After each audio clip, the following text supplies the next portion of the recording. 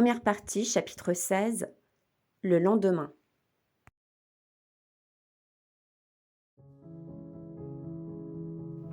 Lorsqu'elle revoit Julien, Madame de Rênal ne peut le regarder sans rougir et peine à cacher son trouble. Au contraire, Julien, habitué à jouer un rôle, est un modèle de prudence, à tel point que Madame de Rênal finit par craindre qu'il ne l'aime plus. Elle lui serre la main furtivement au risque d'être vue des autres. Madame Derville se rend compte qu'il y a quelque chose entre eux et prévient Madame de Rênal du danger qu'elle court. Le soir, Madame de Rênal est impatiente que Julien vienne dans sa chambre. Elle va même jusqu'à coller son oreille à sa porte, mais n'ose tout de même pas entrer. Lorsqu'il paraît, Madame de Rênal lui révèle ses craintes qu'il ne l'aime plus et son malheur lié à leur différence d'âge. La voyant vulnérable et pleine d'admiration pour lui, Julien la rassure et en oublie de jouer son rôle. En quelques jours, il devient éperdument amoureux d'elle et lui avoue même son inexpérience auprès des femmes. Il faillit même lui avouer ce qui jusque-là avait été l'essence même de son existence, l'ambition. Mais son amour pour Madame de Rênal reste lié à son amour-propre. Il aime l'idée de posséder une femme de son rang. Étant incapable de raisonner son amie, Madame Derville finit par quitter brutalement Vergy sans donner d'explication.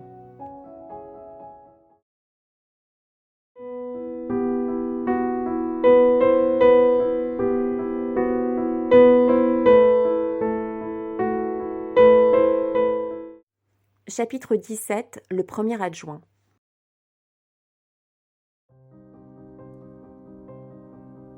Alors que Julien fait l'éloge à voix haute de Napoléon, il surprend Madame de Rênal froncer le sourcil. Aussitôt, il ment. Il prétend que cet éloge n'est pas de lui, qu'il ne fait que le répéter. Cela rappelle à Julien que Madame de Rênal est née dans le camp ennemi, celui des gens bien nés qui craignent les gens de basse classe trop bien élevés. Madame de Rênal fait son éducation sur les coulisses de Verrières, les intrigues de la haute société, comme par exemple l'influence exercée par celle-ci dans le choix du premier adjoint du maire de Verrières afin de préserver ses petits intérêts. Parfois, Madame de Rênal a l'impression d'aimer Julien comme son enfant. À d'autres moments, elle admire son génie et l'imagine futur pape ou Premier ministre.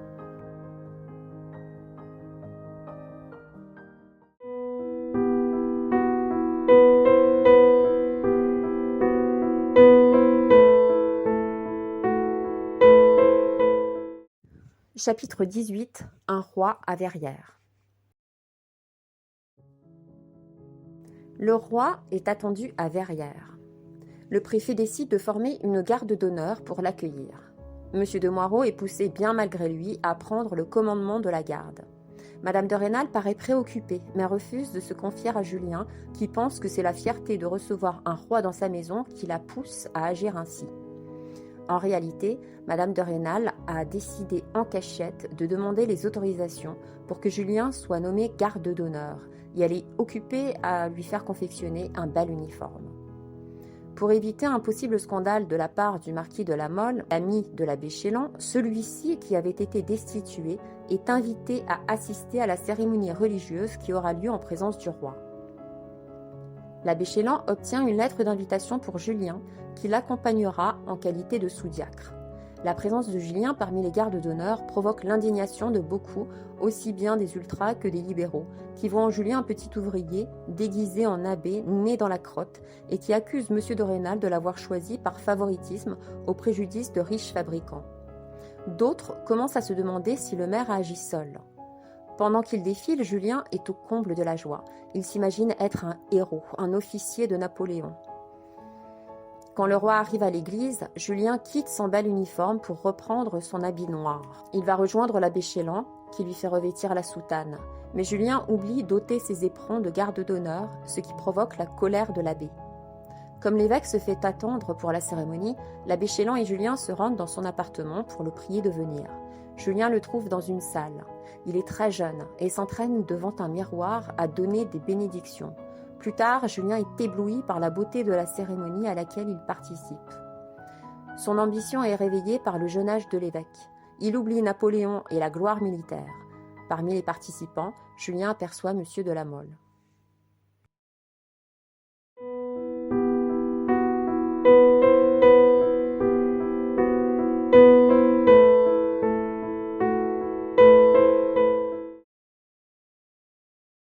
Chapitre 19. pensée fait souffrir.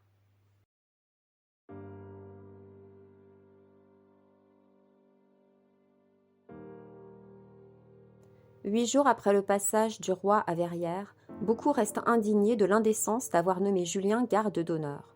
Certains commencent à raconter que c'est Madame de Rênal qui l'a choisi pour ses beaux yeux. Peu après le retour à Vergy, le plus jeune des fils Rênal, Stanislas, tombe malade. Pour la première fois, Madame de Rênal tombe dans de terribles remords. Elle voit dans la maladie de son fils le châtiment de Dieu pour l'horrible crime qu'elle a commis en aimant Julien.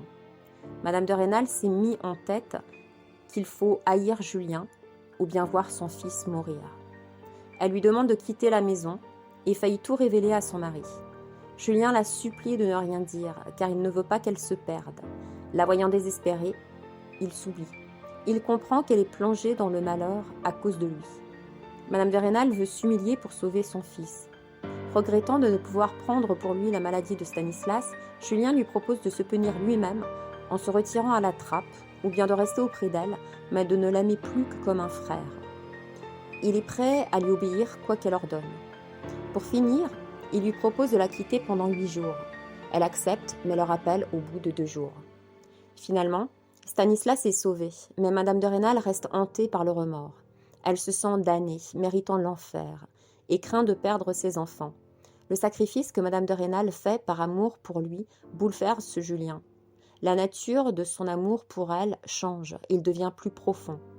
Un jour, Élisa, qui déteste Julien depuis qu'il l'a refusé en mariage, raconte à M. Valenod que Madame de Rênal et Julien sont amants.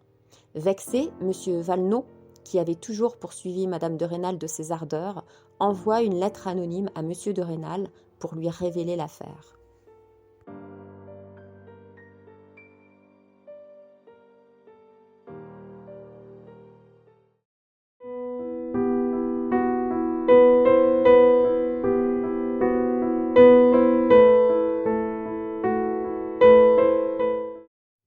Chapitre 20. Les lettres anonymes.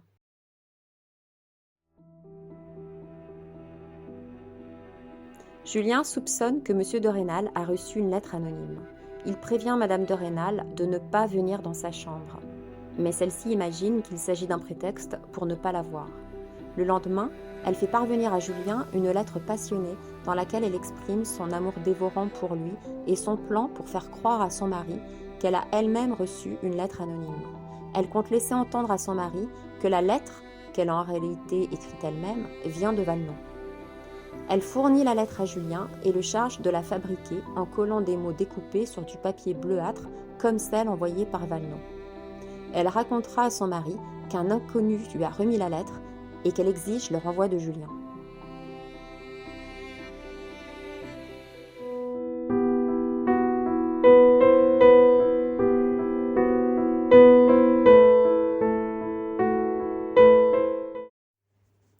Chapitre 21. Dialogue avec un maître.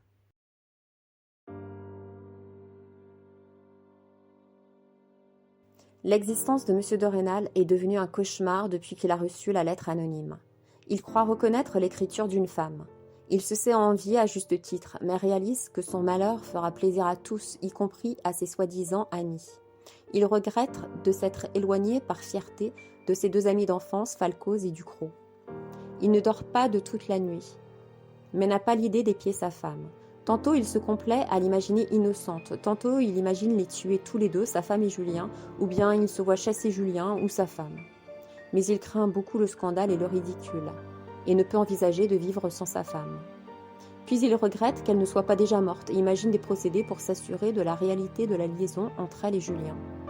Le lendemain, Madame de Rênal lui remet la fausse lettre anonyme et exige le renvoi de Julien.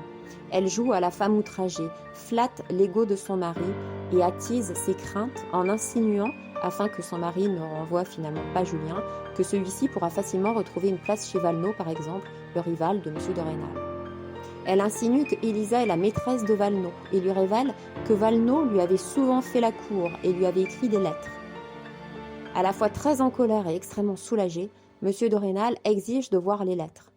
Finalement, Madame de Rênal finit par faire comprendre à son mari que les lettres anonymes ont été écrites par Valenod, par dépit et par jalousie. En flattant l'ego de son mari, Madame de Rênal parvient à empêcher Monsieur de Rênal d'aller trouver Valenod. Quand Julien paraît, Madame de Rênal lui annonce qu'il peut partir en congé.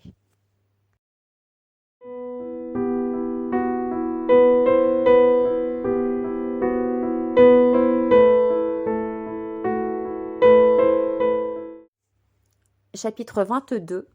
Façon d'agir en 1830.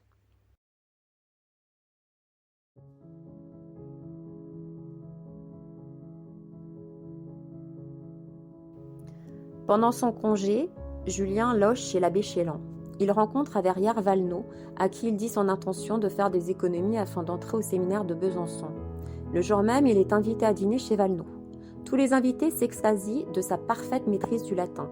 Parmi eux se trouve le percepteur des contributions, l'homme des impositions indirectes et l'officier de gendarmerie. Julien éprouve du dégoût pour eux.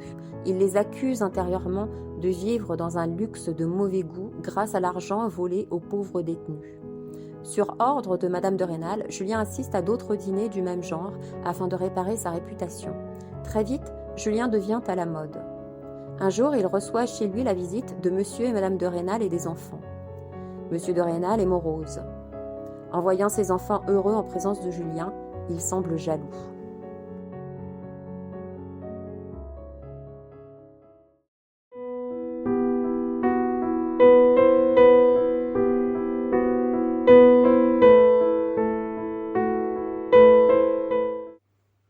Chapitre 23. Chagrin d'un fonctionnaire.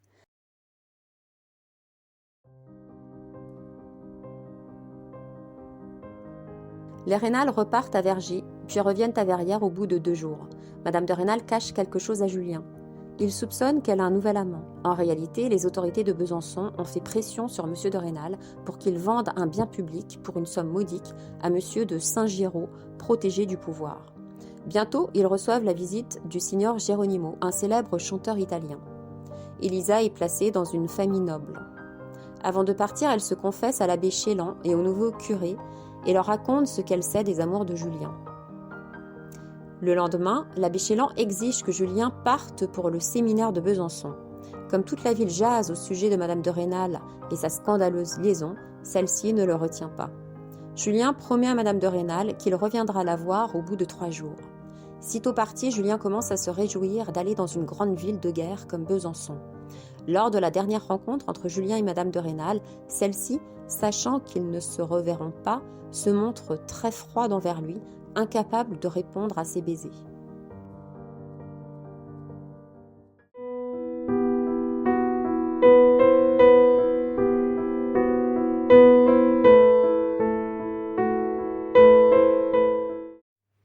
Chapitre 24. Une capitale.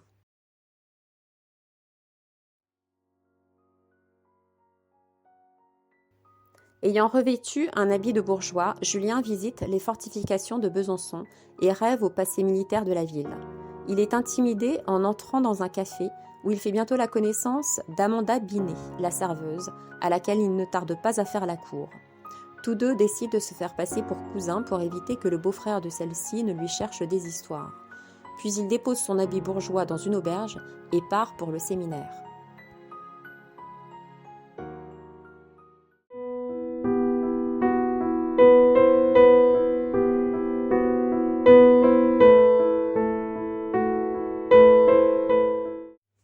Chapitre 25. Le séminaire.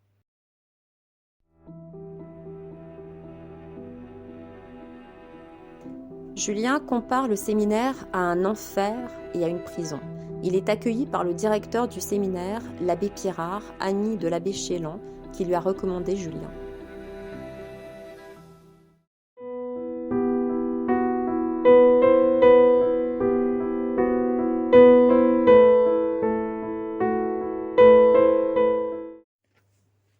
Chapitre 26. Le monde ou ce qui manque aux riches.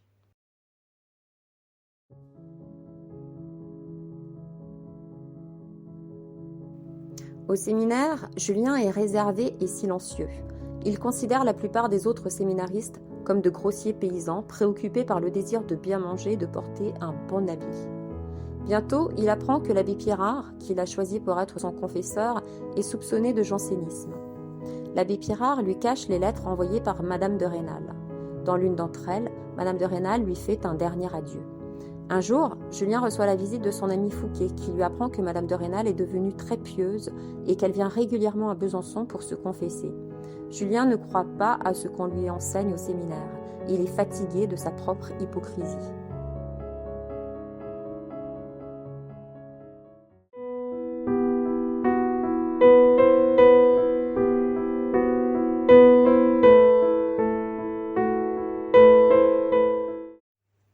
Chapitre 27. Première expérience de la vie.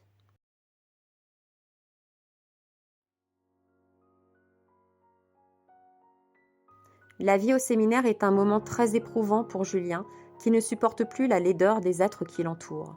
Les autres séminaristes le trouvent fier et le surnomment Martin Luther. Julien pense partir, mais ne peut se résoudre à abandonner son ambition de faire carrière.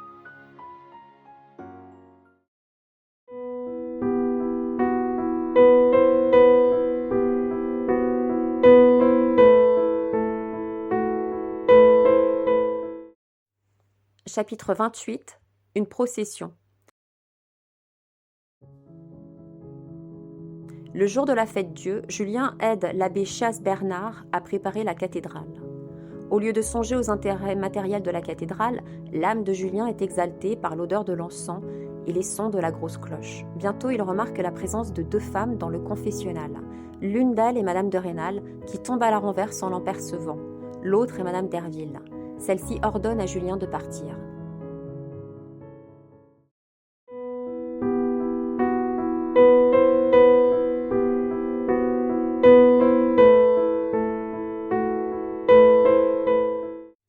Chapitre 29. Le premier avancement.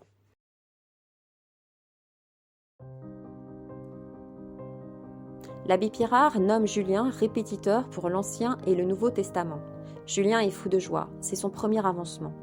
Grâce à sa nouvelle position, il peut désormais dîner seul et à la clé du jardin dans lequel il peut se promener. Mais pour contrarier son adversaire, le janséniste Pirard, l'abbé de Frilair fait en sorte de pénaliser Julien, qui est le protégé de Pirard, aux examens, afin qu'il ne soit pas reçu dans les premiers. Quelques semaines plus tard, Julien reçoit une lettre de change de 500 francs d'un inconnu qu'il croit être Madame de Rênal. En réalité, la lettre vient du marquis de la Mole, un grand seigneur en procès avec l'abbé de Frilair et ami de l'abbé Pirard. Peu de temps plus tard, l'abbé Pirard est poussé à donner sa démission. Julien porte la lettre de démission de l'abbé Pirard à l'évêque. Celui-ci finit par se prendre d'amitié pour lui, Julien, et lui offre les œuvres complètes de Tacite. Après son départ du séminaire, l'abbé Pirard ne tarde pas à être nommé dans une magnifique cure non loin de la capitale.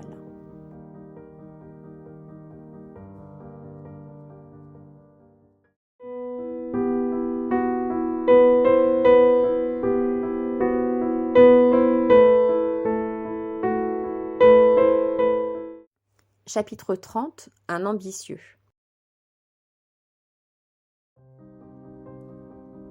Le marquis de la Mole reçoit l'abbé Pirard, auquel il propose de devenir son secrétaire. L'abbé refuse et lui recommande à la place Julien. Avant de partir pour Paris, Julien veut revoir Madame de Rênal. Il entre dans sa chambre de nuit, mais il est accueilli avec froideur par Madame de Rênal, qui lui ordonne de partir. Ils finissent tout de même par passer la nuit ensemble. Au petit matin, Julien décide de passer toute la journée caché dans la chambre et de ne partir que la nuit suivante. Madame de Rênal enferme à clé Julien dans la chambre de Madame Derville.